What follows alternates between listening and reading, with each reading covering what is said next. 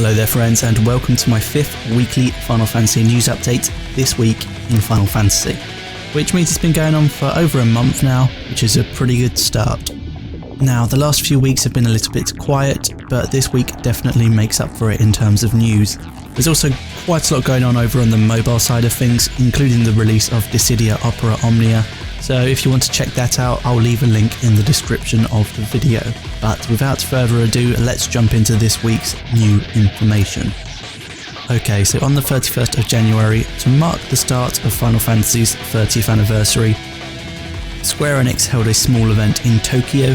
I think I, along with others, were expecting it to be a bit bigger than it actually was. It wasn't even a live stream and only a handful of people were in attendance. But we did get a little bit of new information from it. We also got a fair few promotional products, more cup noodles who seem to be in bed with Final Fantasy at the moment, and some Swarovski wine glasses that are very pretty, but probably not particularly interesting to the majority of Final Fantasy fans at their price tag of almost $1,000. But these were essentially ads, so we're probably pretty used to tuning these out by now. Now, I would like to point out that even though this event wasn't that fruitful for us, it was only the opening ceremony to the anniversary, so even though we didn't hear what we might have wanted to, there's rumours circulating about a complete collection of Final Fantasy games 1 to 9, that is still possible. It could be announced at a later date, and we know that there are some unannounced Final Fantasy games in the works at the moment. But let's get on to the proper news that came from the event. Now, for the past few weeks, I have been predicting that we'll be getting some nice, juicy information on the Final Fantasy VII Remake because the event was being held on the game's 20th anniversary. And I'm disappointed to say that I was pretty wrong. We did receive a key visual, which is more or less a new wallpaper with Cloud and Sephiroth. And don't get me wrong, it does look awesome, but I was expecting something a little more, like a gameplay showcase or something like that. But if it's not ready to be shown off, it's not ready. I think Final Fantasy XV was testimony that showing your hands too early probably isn't a good idea for Square Enix. This does already make a late 2017 release look pretty unlikely though, and it does make me wonder as well that if the game's going to be split into 3 parts, when will it finally be finished? Okay, let's move on to some good news now. The Final Fantasy XII remaster, the Zodiac Age, officially has a release date. That is the 11th of July in the West and the 13th of July for Japan. And yes, you did hear me right, it comes out a little bit earlier to the West. Something must be terribly, terribly wrong in the world. Anyway, this is great news to see Final Fantasy XII finally make its way off of the PlayStation 2. It's been such a long time since I last played it.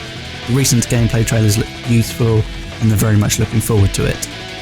On a related note, World of Final Fantasy will be receiving everyone's favourite from Final Fantasy XII, Balthier, as a champion.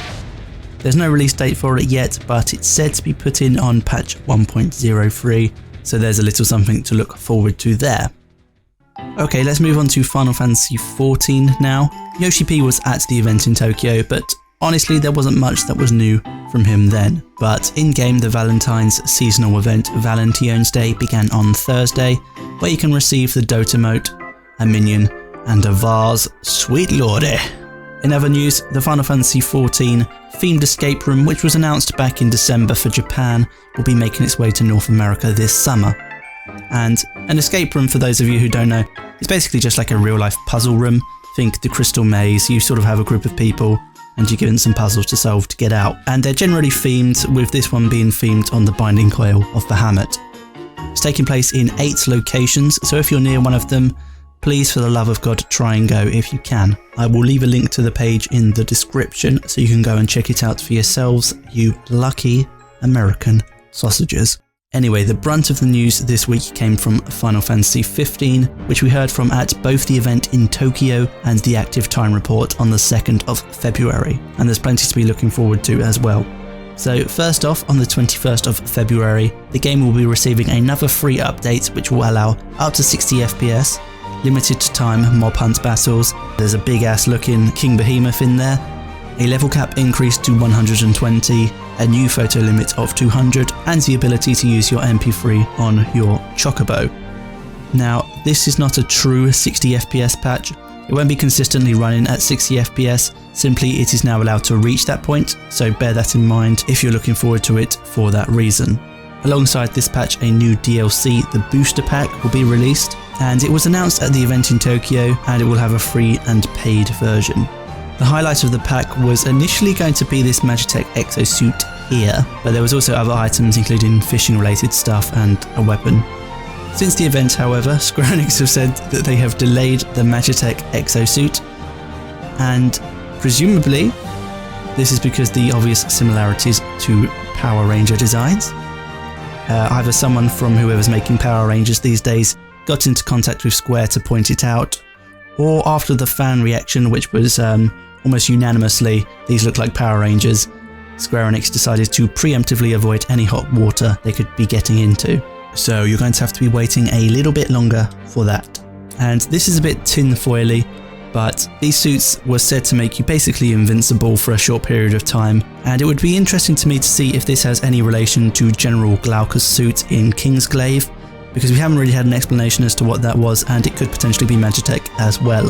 Let me know what your thoughts are on that. Next up, episode Gladio was shown off a little bit, which has a release date of the 28th of March. The Big Man's episode will focus on combat mostly. Corleonis will join Gladio, which hopefully will help to flesh them both out a little bit more. And we know already that Gladio will encounter series regular Gilgamesh, so that's something to look forward to. Alongside this DLC, there is a patch scheduled to have updates to Chapter 13 that will help to make it more enjoyable overall. In addition to Gladio's DLC, we got a little bit of a teaser for episode Prompto, which is set to drop in June. Not much new information on this one, but it's supposed to focus less on combat and more on story than Gladio's episode. At the end, we see Prompto pointing a gun at someone, and I think we can all guess who that someone might be. Ignis's episode is yet to be mentioned though, but at the current rate, sometime around September would probably be a good bet for its release. There's been a few other little tidbits for Final Fantasy XV as well. Driving off-road is being worked on. Not promised, but it is something they'd like to get into the game. Tabata has also been speaking about the PC version, where he hopes it will be something more than just support from the console, but actually fully utilising a high-end PC, as well as hoping for the ability to mod the game. Finally, PlayStation Virtual Reality is in the works for Final Fantasy XV, but yet to reach a point where there's anything more to say about it. And the last game I want to talk about is Dissidia, and I was expecting some information about it coming to PS4 at the event on the 31st. We didn't really receive anything, but we do have a bit of an explanation as to why it's taking so long. The previous Dissidia games have always featured a story mode. Obviously this isn't the case on the arcade version at the moment, so this is being worked on right now. I bet they're also trying to flesh out the cast of characters a little bit more, maybe even making more game modes, to make the game substantial enough for people to pay full retail price. Basically, they want to flesh out the game properly before it is released on console. They've also expressed an interest in creating an esports scene around the game, and by the looks of it, it definitely lends itself to one, and it would be awesome to witness this. Yeah, anywho, that was this week's Final Fantasy news. If you're interested in the mobile side of things, you can check out my other video covering that by clicking on screen now or in the description. Thank you for watching guys, and I shall see you in the next one.